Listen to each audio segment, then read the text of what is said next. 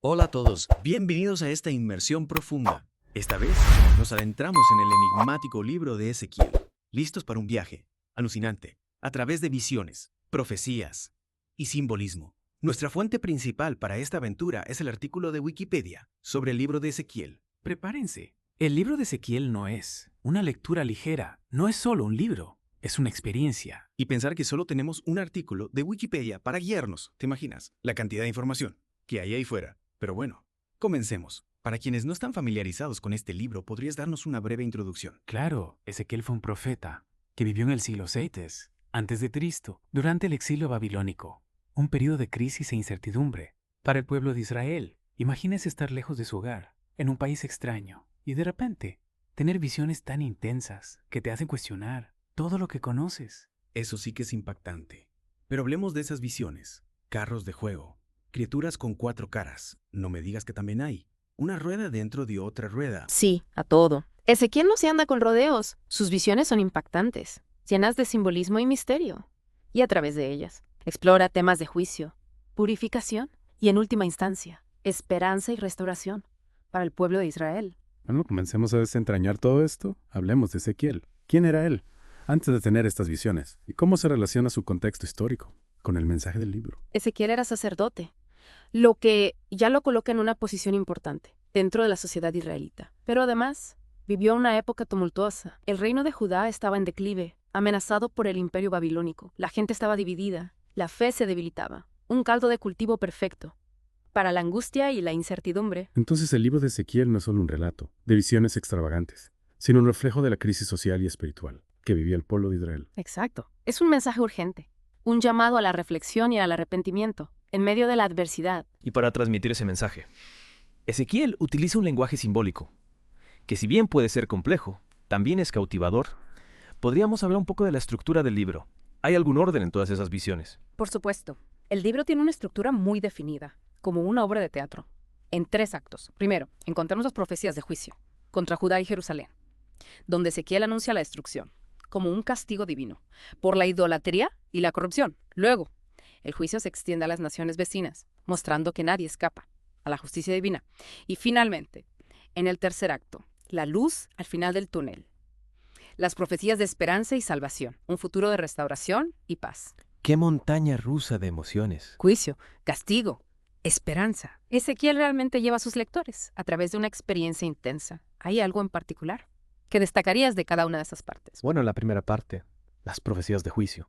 Son crudas y directas. Ezequiel no se guarda nada. Utiliza imágenes impactantes, como la de Israel como un esposo infiel, para transmitir la gravedad de la situación y la necesidad de un cambio radical. Ezequiel no era de los que se andan con sutilezas, ¿verdad? Iba directo al grano. Exactamente. Y en la segunda parte, donde se anuncian los juicios contra las naciones extranjeras, se amplía el alcance de la condena divina.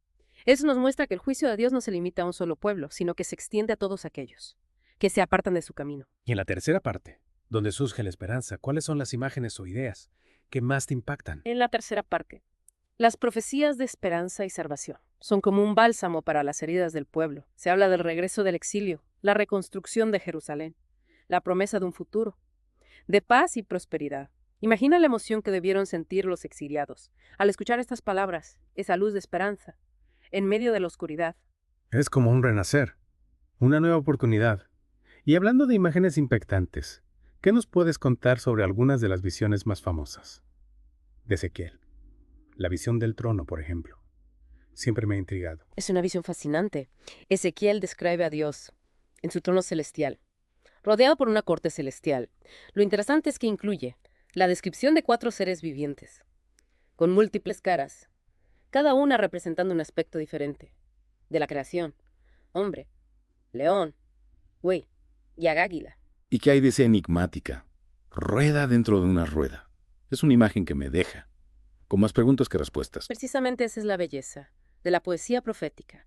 La rueda dentro de una rueda ha generado múltiples interpretaciones a lo largo de la historia. Algunos la ven como una representación de la omnipresencia y omnisciencia de Dios. Otros la relacionan con la complejidad del cosmos. Es como si Ezequiel nos estuviera diciendo, hay más en la realidad de lo que pueden percibir con sus sentidos. Exacto. Nos invita a abrir nuestra mente a lo desconocido, a lo misterioso, a la grandeza de la obra divina, que va más allá de nuestra comprensión.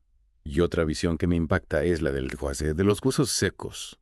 Es una imagen tan vívida, tan llena de significado. Esa visión es una de las más conocidas, del libro de Ezequiel. Imagínate, un valle desolado, cubierto de huesos secos, un símbolo de la muerte y la desesperanza. Y de repente, Dios te ordena a Ezequiel que profetice a esos huesos.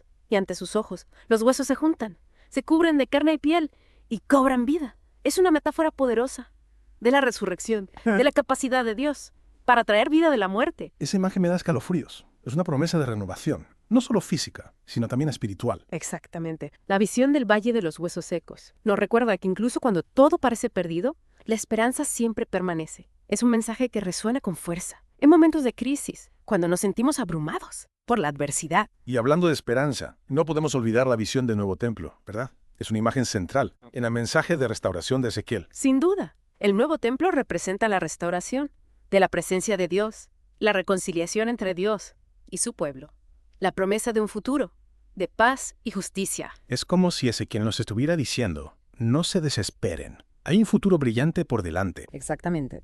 El libro de Ezequiel nos invita a mantener la fe, a confiar en la promesa de Dios, incluso en medio de las pruebas. Y para terminar esta primera parte de nuestra inmersión, me gustaría abordar un tema que siempre me ha intrigado: la controversia que ha rodeado el libro de Ezequiel a lo largo de la historia. ¿Por qué este libro ha generado tanto debate? Bueno, Ezequiel no era precisamente un profeta convencional. Su lenguaje era audaz, sus visiones eran impactantes, sus profecías eran desafiantes. Algunos cuestionaron la inclusión del libro en la Biblia, debido a su complejidad y a su potencial para ser malinterpretado. Y si te soy sincera, entiendo por qué.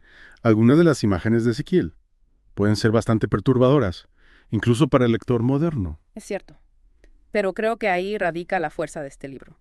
Ezequiel no buscaba simplemente tranquilizar a la gente, sino confrontarlos con la realidad de su situación, desafiarlos a repensar su relación con Dios, a buscar una transformación profunda.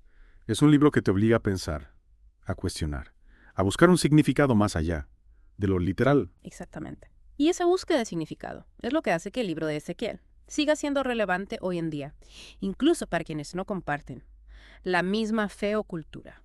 Es un libro que nos invita a explorar la profundidad de la experiencia humana, a confrontar nuestros miedos y nuestras esperanzas, a buscar un sentido a propósito, en un mundo que a menudo parece caótico e incierto. Y es una búsqueda que vale la pena emprender, sin duda. Creo que es un buen punto para hacer una pausa en nuestra inmersión. Retomamos nuestra inmersión en el libro de Ezequiel. Al final de la última parte mencionamos la controversia que rodea al libro. Mucha gente se pregunta cómo un texto con imágenes tan extrañas, tan viscerales, pudo ser incluido en la Biblia. Sí, es cierto. Ezequiel no se anda con rodeos. Sus visiones son impactantes, llenas de simbolismo y a veces incluso un poco perturbadoras. Exacto. Pero creo que es importante recordar que Ezequiel no estaba escribiendo para una audiencia moderna. Su lenguaje y sus imágenes estaban dirigidos a la gente de su época que vivía en un contexto cultural muy diferente al nuestro. Entonces, para entender realmente a Ezequiel, no podemos simplemente leer sus palabras al pie de la letra. Tenemos que adentrarnos en su mundo, en su cosmovisión. Precisamente.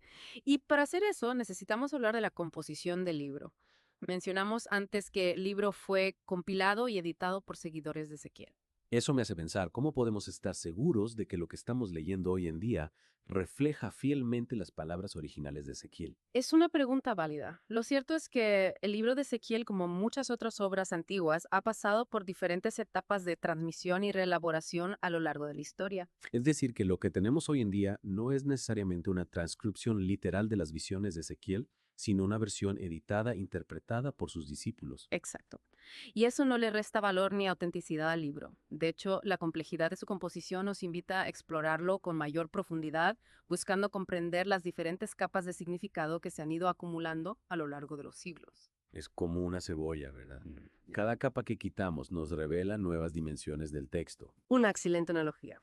Y para entender esas capas, es importante tener en cuenta el contexto histórico y cultural en el que se escribió el libro. Hablando de contexto, mencionaste la palabra Shekinah en la primera parte. Es un concepto que me intriga, pero que no entiendo del todo.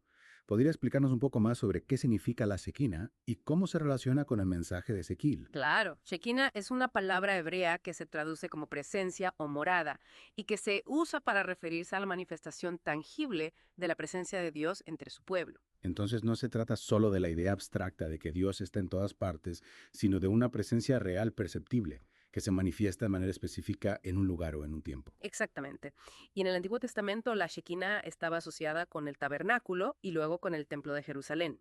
Era el lugar donde Dios había elegido habitar entre su pueblo. Y en el libro de Ezequiel, ¿qué ocurre con la Shekinah? Bueno, como mencionamos antes, Ezequiel vivió durante el exilio babilónico cuando el templo fue destruido y la Shekinah se retiró. Imagínate el impacto que esto tuvo en la gente.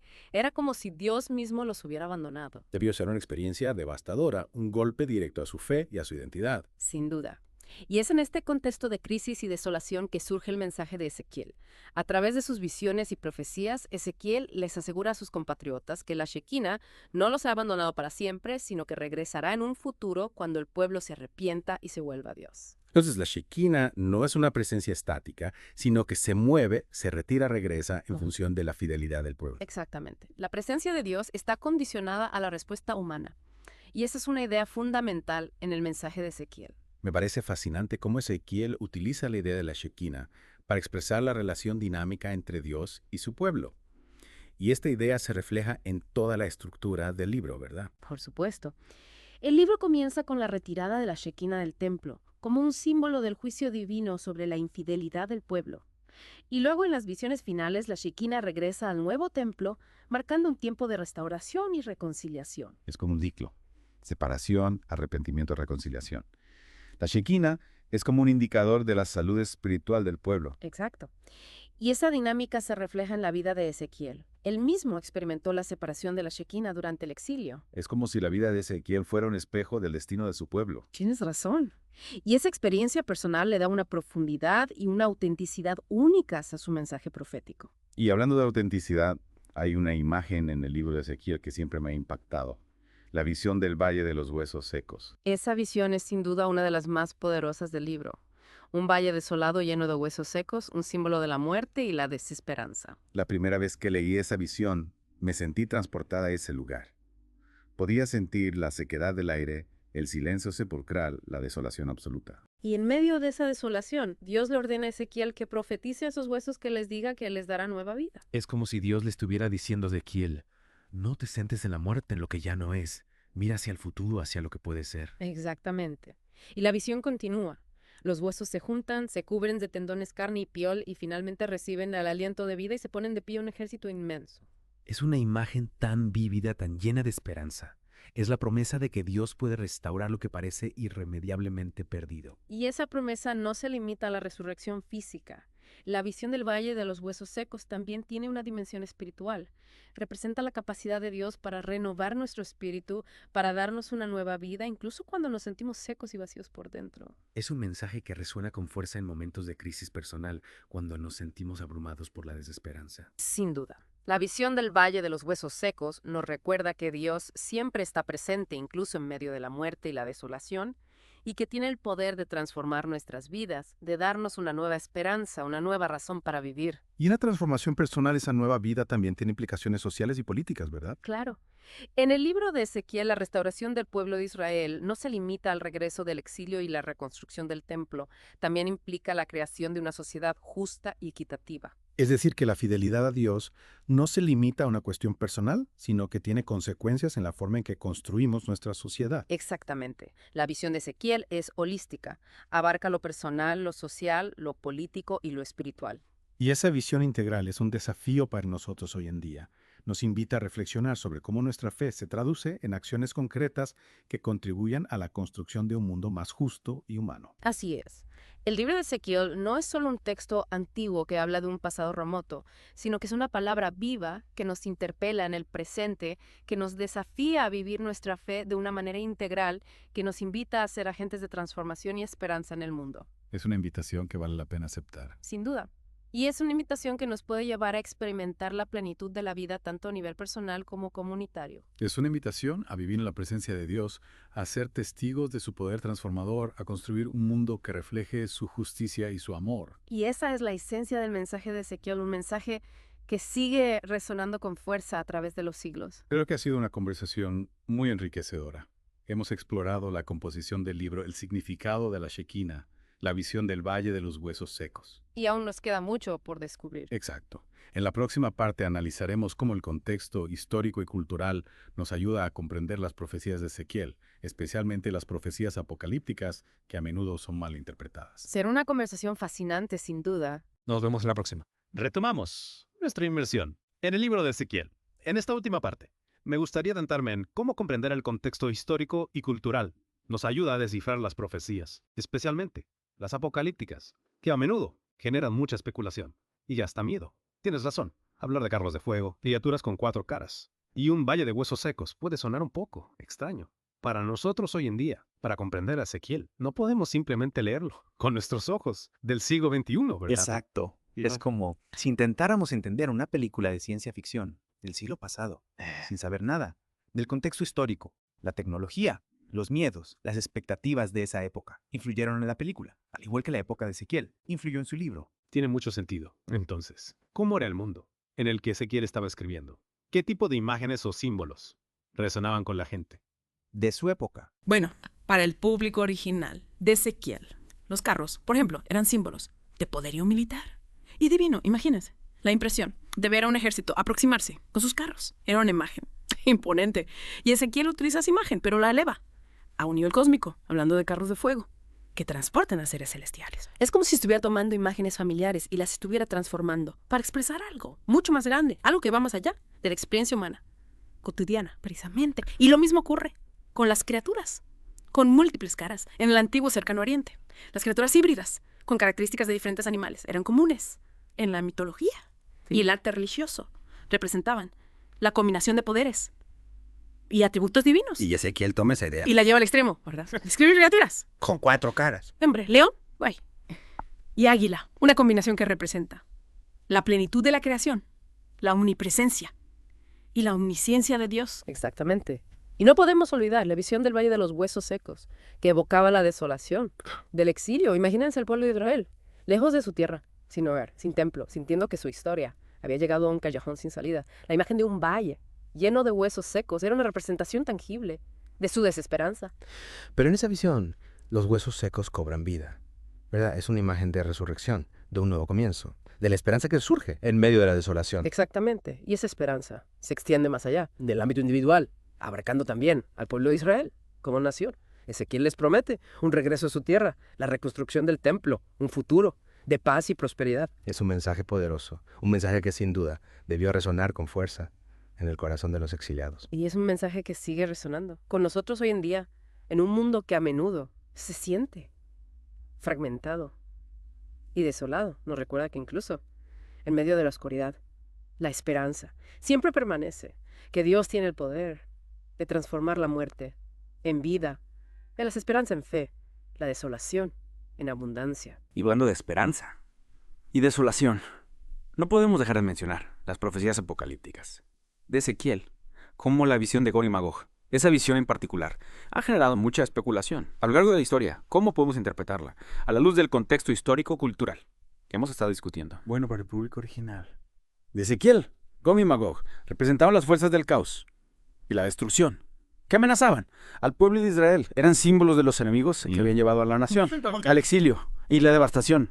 La visión de su derrota final era una fuente de esperanza y consuelo en tiempos de incertidumbre y miedo. Entonces no debemos interpretarla como una predicción literal de un evento futuro, sino como una representación simbólica de la victoria de Dios sobre las fuerzas del mal, una victoria que trae consigo la paz y la restauración para el pueblo de Dios. Exactamente, interpretar la visión de Gog y Magog como una predicción literal de un evento futuro puede llevar a malentendidos y generar miedo innecesario. En cambio, si la entendemos dentro de su contexto histórico y simbólico, podemos apreciar su mensaje de esperanza y confianza en el poder de Dios para proteger a su pueblo. Creo que es una perspectiva mucho más enriquecedora y menos alarmista. Y no olvidemos que Ezequiel no solo se limita a describir eventos futuros, sino que también hace un llamado a la transformación personal. Su social. Exacto.